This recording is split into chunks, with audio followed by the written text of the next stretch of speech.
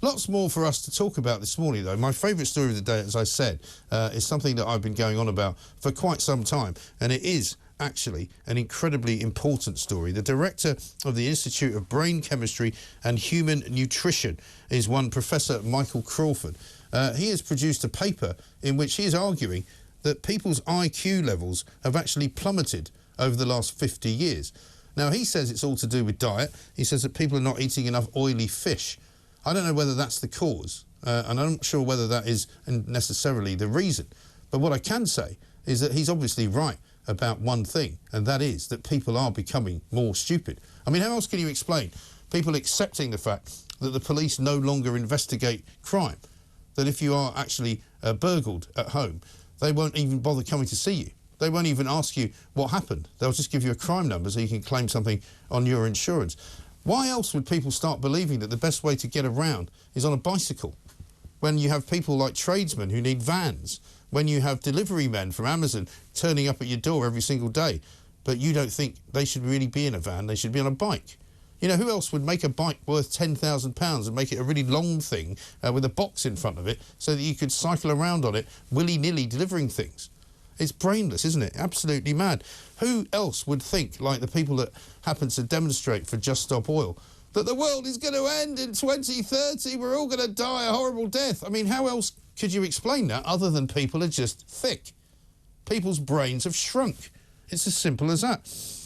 Who else but a stupid person would think that it's a good idea to put a male swimmer into a race with female swimmers just because he says he now thinks he's a female? Then that's brainless, isn't it? And what about the Border Force? Who else but a brainless idiot would think that the Border Force should be helping people to come into the country illegally rather than stopping them? What? Anything else? Yes. Who else but a stupid person would think that having a doctor who refuses to see people face to face is an improvement in the NHS?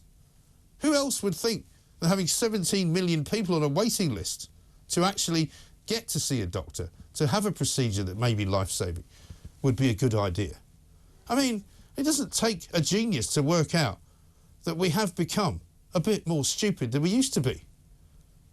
All the time, there are people out there on social media who think that social media is everything, and if it didn't happen on Twitter, then it didn't happen. And if it wasn't on Facebook, it can't be true. People are thick enough to understand that when people tell them something, they just believe it without any kind of research, without any kind of checking, without any kind of reading of the truth. That's why we've become brainless, I think. So Professor Michael Crawford's entirely correct. We have become a much more stupid nation. And by the way, I'd say that that is also now apparent in many parts of the world. I mean, who else but an idiot would elect Joe Biden to be president of the free world, of the biggest democracy in the entire globe? Joe Biden. He can't even walk in a straight line without falling over. He keeps confusing Ukraine with Iraq. I do despair, ladies and gentlemen.